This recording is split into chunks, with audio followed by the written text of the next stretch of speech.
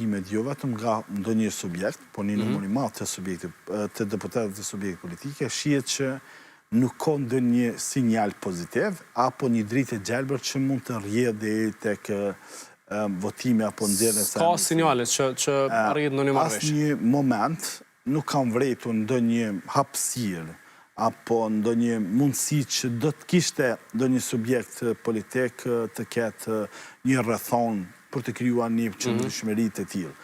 Por dhe prandaj po votohen këto projekt ligje, siç e tha Besnik Tahiri Akës, sepse i keni zgjedhjet përpara duke i menduar dhe këto janë për efekt elektoral.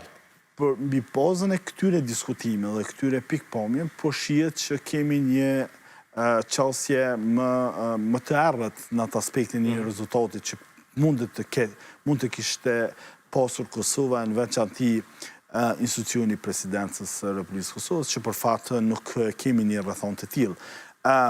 Këtë kjo është barë me të cilën subjektet politike, duke mos e përjashtuar asnjërin prej tyre, peshojnë që nuk ka asnjë rezultat në një pikë për të pasur një zgjidhje të presidentit të Republikës Kosovës, që në fakt më shumë po bëjnë politik, se sa që po trajtojnë çështje që janë shumë nevojshme, domosdoshme për çështjen e Kosovës apo në përgjithësi në nivelit institucional. Atëherë, nëse pushteti po i çon përpara këto projekt ligje për efekt elektoral, a mund të thuhet e kundërta edhe për opozitën, për shembull, që e prezantuan një rezolut për ulje të TVSH-s dhe akcizës në derivate, apo kjo është një prej temave kryesore ekonomike? Çështja e derivatëve është çështje që është duke pëllaqur bota, e në veçanti është duke trajtuar shumë shtete të botës. Po pushteti po thotë Tomasa nuk mund t'i aplikojmë nesër, se kemi në projekt.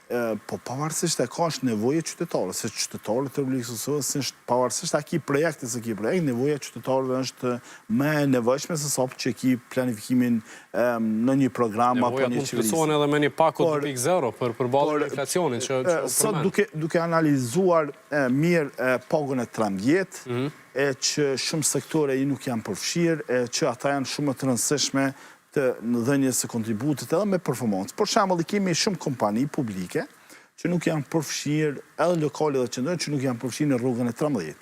Ndërsa shërbyset publik, njerëzit me të cilën ndoshta kanë performancë më të ulët në nivelin e përgjithësisë, edhe nivelin e performancës së punës që kryejnë dhe kompenzohen dhe shfrytëzohen në rrugën 13. Ndoshta sektori që tregojnë performancë të lartë, silin pasuri apo tyra shtetërore, nuk kanë asnjë mbulesë financiare. Dëmi material në vend është jashtëzakonisht shumë i madh, kalon mbi 60 milionë euro. Kjo është një dëm me të cilën është bërë për interesa për çështje politike.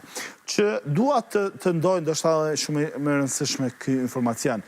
Nga praktika që kam parë këtyre ditëve, këtyre muajve me monitorimin dhe ulëmtimin e institucionit të Republikës Kosovës, në veçanti dua të theksoj që disa prej ministrave janë me performancë jashtëzakonshme se sa mandatin e kaluar. Për shembull, e ki Armend Mujën, e ki Dimal Boshën, e ki Saranda Bukujevcin, ish ministrin që ka qenë në kulturë, që është në arsim, Thoni që kanë performancë të jashtëzakonshme në krahasim me ministrat e kaluar.